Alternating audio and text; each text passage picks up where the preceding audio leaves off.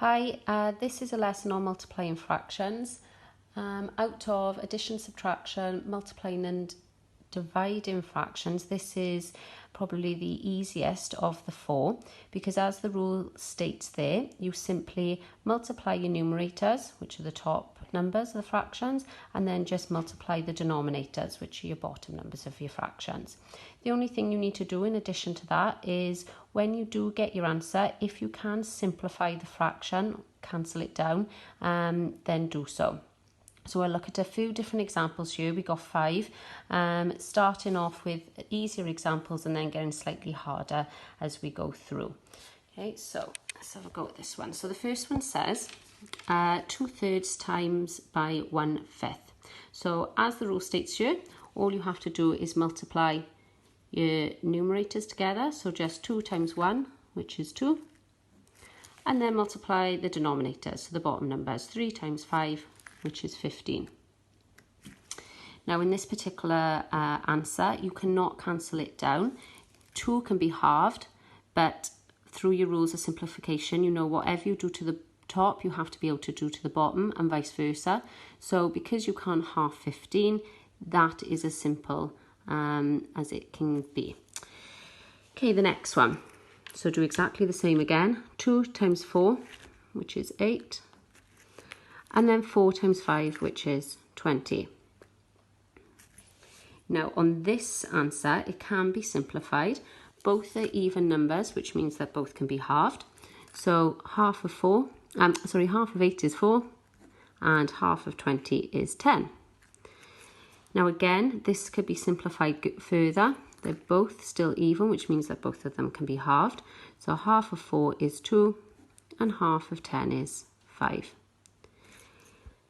At this point now, it can't be simplified any further because both those numbers 2 and 5 are both prime. Now, for some of you, you may have spotted that you could have simplified this fraction here to this fraction in one step rather than doing the 2 steps by recognising that both 8 and 20 were both divisible by 4. Okay, so 8 divided by 4 gives you 2. And 20 divided by 4 gives you 5. Okay, it doesn't matter which way you do it, okay, as long as you're comfortable with it. If you need to do the 2 steps by halving and then half again, that's absolutely fine.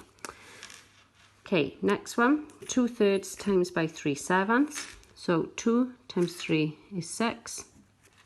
3 times 7 is 21.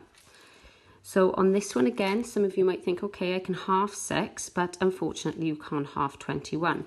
Now, a common misconception is that if you can't halve fractions, that means that's it, it's in its simplest form.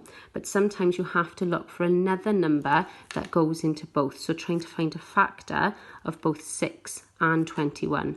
Now, a number that goes into both, so a factor of both, is 3. Both can be divided by 3. So that's what I'm going to do.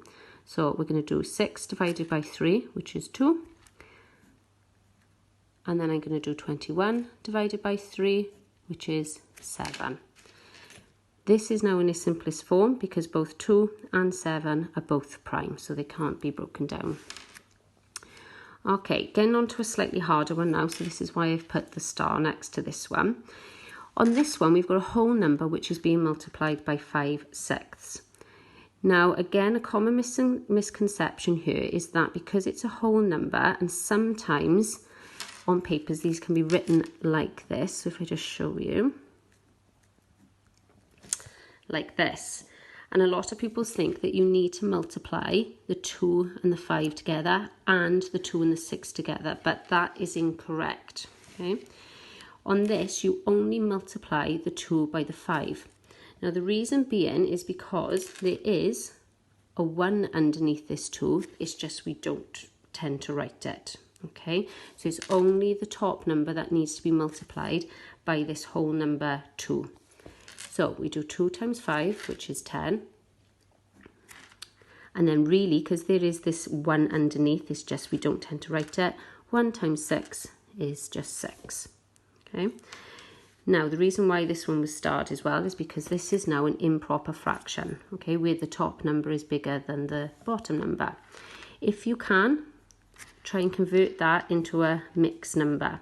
Now to do that, you say how many times does 6 go into 10, which is once, and the remainder, which is 4, then becomes the numerator of the fraction, and then the bottom number of the fraction, the denominator, stays the same, and that's it converted.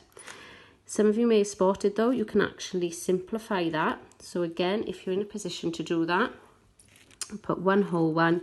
Both of these can be halved. So half of 4 is 2 and half of 6 is 3. And then that's your final answer. Okay, 2 stars next to this one.